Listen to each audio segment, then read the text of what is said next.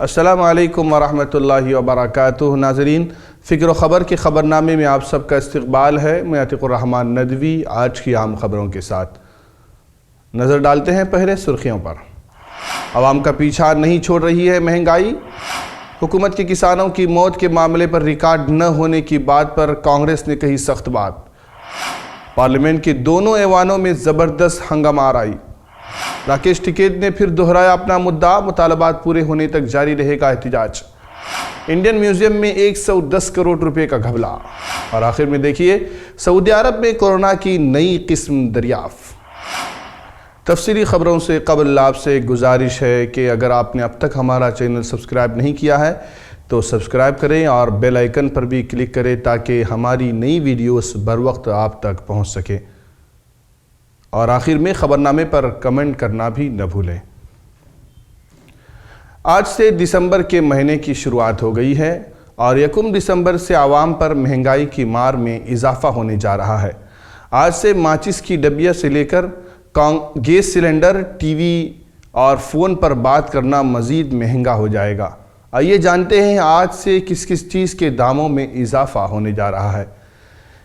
1 دسمبر سے LPG cylinder کے لیے آپ کو زیادہ قیمت ادا کرنی ہوگی۔ سرکاری تیل کمپنیوں نے گیس سلنڈر کی قیمتوں میں 100 روپے کا اضافہ کر دیا ہے۔ یہ اضافہ کمرشیل سلنڈر پر کیا گیا ہے، تاہم گھریلو گیس کی قیمتوں میں کوئی تبدیلی نہیں ہوئی ہے۔ تجارتی سلنڈر کے داموں میں اضافے کے بعد دہلی میں یہ سلنڈر 2101 روپے میں دستیاب ہوگا۔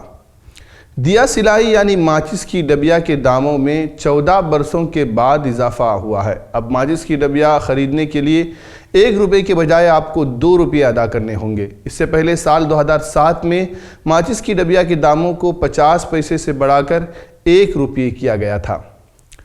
آج سے ریلائنس جیو کا استعمال کرنے والے موبائل فون صارفین کو بھی جھٹکا لگنے جا رہا ہے۔ 1 دسمبر سے جیو کے 24 دن سے لے کر 365 دن تک کی ویلیڈیٹی والے متعدد پلانز کے داموں میں اضافہ کیا گیا ہے۔ جیو کے صارفین کو ریچارج کرنے کے لیے اب 8 سے 20% تک زیادہ دام ادا کرنے ہوں گے۔ خیال ہے کہ بھارتی ایئرٹیل اور ووڈافون انڈیا نومبر کے آخر میں ہی اپنے ٹیرف میں اضافہ کر چکی ہے۔ بڑھتے ہیں دوسری خبر کی طرف۔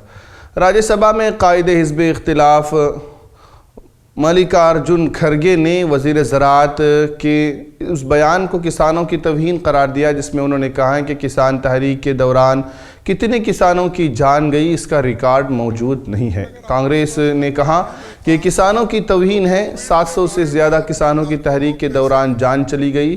مرکز یہ کیسے کہہ سکتی ہے کہ اس کے پاس ریکارڈ موجود نہیں ہے؟ دیکھیے، جو کسان بارڈر پہ 1 سال 3 مہینے سے بیٹھا ہے، کتنے کسان مر گئے ان کو معلوم نہیں ہے۔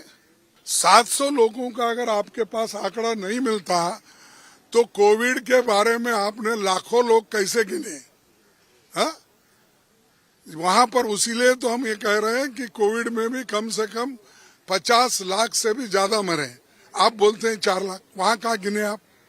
تو یہ جو ہے انسلٹ ہے کسانوں کا۔ کسان کے لوگ، کسان کے نیتا یہ خود کہہ رہے ہیں 700 سے ادھک لوگ مر چکے ہیں، ان کے لیے کمپنسیشن وہ ڈیمانڈ کر رہے ہیں۔ وہ نوٹس دیے ہیں، لکھت روپ سے دیے ہیں، ہم بھی کہہ رہے ہیں تو ہمارے پاس آنکڑے نہیں ہیں، ہم نہیں دیں گے۔ ارے اس دیش میں سینسس ہر چیز کا ہوتا ہے، کیا 1 سال 3 مہینے میں 700 لوگوں کو گننے کے لیے کون سے جگہ کیا ہوگا یہ معلوم نہیں ہے۔ پارلیمنٹ کے سرمائی اجلاس کے تیسرے دن بھی پارلیمنٹ میں زبردست ہنگامہ جاری رہا۔ کسانوں کے مسئلے پر حزب اختلاف کی جانب سے لگاتار آواز اٹھائی گئی۔ لوک سبھا میں کانگریس کے لیڈر ادھیر رنجن چودھری نے زرعی قوانین کے دوران کسانوں کی اموات کا معاملہ اٹھایا، جبکہ دیگر ارکان پارلیمنٹ نے وقفہ سوالات کے دوران ہمیں انصاف چاہیے کے نعرے بلند کیے۔ ادھر راجیہ سبھا میں بھی شدید ہنگامہ آرائی جاری رہی، جس کے سبب ایوان کی کارروائی کو 12 بجے تک کے لیے ملتوی بھی کیا گیا۔ وقفہ سوالات کے درمیان کانگریس اور DMK کے اراکین پارلیمنٹ نے لوک سبھا سے واک آؤٹ بھی کیا۔ قبل ازیں حزب اختلاف کے ارکان پارلیمنٹ کے احاطے میں بھی احتجاج کیا، ان کا احتجاج جاری رہا۔ آج بھی گاندھی کے مجسمے کے سامنے کی گئی اس احتجاج میں کانگریس لیڈر راہل گاندھی نے بھی شرکت کی اور حکومت کے خلاف خوب نعرے بازی بھی ہوئی۔ اس دوران حزب اختلاف کے ارکان نے 12 راجیہ سبھا کے اراکین اسمبلی کی معطلی واپس لینے کا بھی مطالبہ کیا۔ راجیہ سبھا سے تعلق رکھنے والے حزب اختلاف کے جن اراکین پارلیمنٹ کو معطل کیا گیا ہے وہ پارلیمنٹ کے احاطے میں دھرنے پر بیٹھ چکے ہیں۔ سرمائی اجلاس سے معطل شدہ ڈی ایم سی رکن پارلیمنٹ ڈولا سی نے مودی حکومت پر حملہ بولتے ہوئے کہا کہ ارکان کی معطلی اکثریت کی حامل حکومت کے تکبر کو نمایاں کرتی ہے۔ یہی لوگ جب حزب اختلاف میں تھے تو پارلیمنٹ کی کارروائی میں رخنہ اندازی کرتے ہوئے دکھائی دے رہے تھے۔ انہوں نے یہ بھی کہا کہ انصاف کی فراہمی تک ان کا یہ دھرنا جاری رہے گا۔ زرعی قوانین واپسی بل پارلیمنٹ کے دونوں ایوانوں سے منظور کیا جا چکا ہے، لیکن کسان تحریک لگاتار جاری ہے۔ بھارتیہ کسان یونین کے لیڈر راکیش ٹکیت نے کہا کہ فی الحال تحریک واپس نہیں لی جا رہی ہے۔ راکیش ٹکیت نے اے بی پی نیوز سے گفتگو کے دوران کہا کہ دھرنے کے مقام سے کوئی واپس نہیں جا رہا، تمام کسان یہی بیٹھے رہیں گے۔ انہوں نے کہا کہ جب تک تمام مطالبات قبول نہیں کر لیے جاتے تحریک جاری رہے گی۔ رپورٹ کے مطابق پنجاب کی گھر واپسی کے سوال پر ٹکیت نے کہا کہ ہمارے درمیان کوئی نا اتفاقی نہیں ہے۔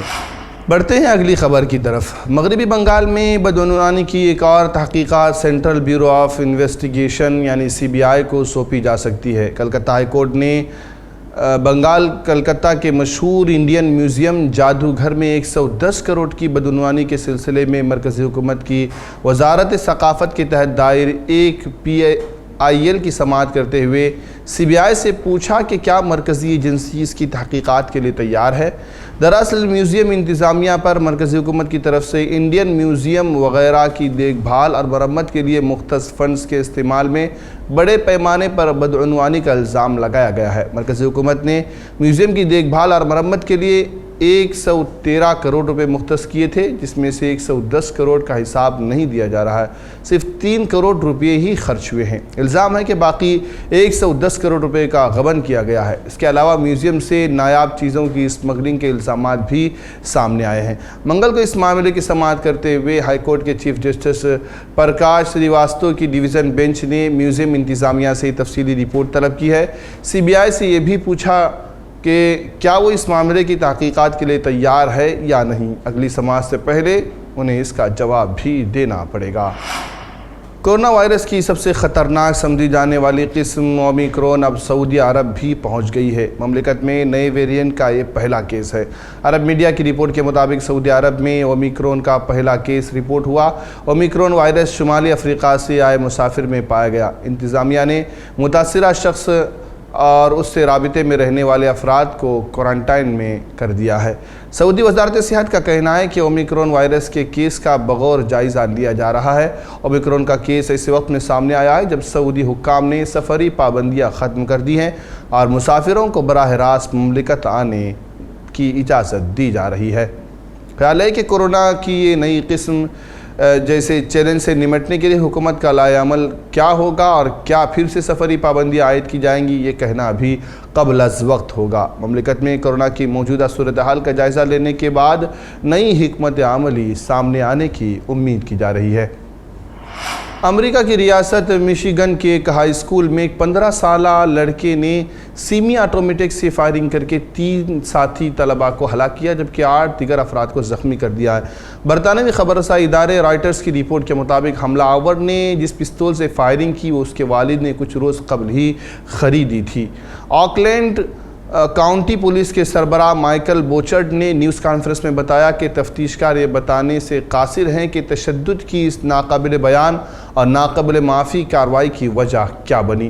فائرنگ کے فوراً بعد ملزم کو غیر مسلح کر کے حراست میں لیا گیا، جس کے والدین نے وکیل کی خدمات لے کر حکام کو اس سے بات کرنے کی اجازت دینے سے انکار کر دیا، جس پر ملزم نے بھی تفتیش کاروں سے بات کرنے سے انکار کیا۔ پولیس کا کہنا ہے کہ جس شخص کو اس واقعے کے مقصد کے بارے میں سب سے زیادہ معلوم ہے وہ خاموش ہے۔ پولیس سربراہ نے یہ بھی کہا کہ اس سے قبل قانون نافذ کرنے والے اداروں کے ملزم کی کسی لڑائی سے واقف نہیں ہے اور کہا کہ ایسی بھی کوئی چیز موجود نہیں جسے پتہ چلے کہ اسکول میں اس کے ساتھ نظم و ضبط کے مسائل تھے۔ خبروں میں بس آج اتنا ہی، انشاءاللہ پھر کل ملاقات ہوگی، تب تک کے لیے ہمیں اجازت دیجیے، اللہ حافظ۔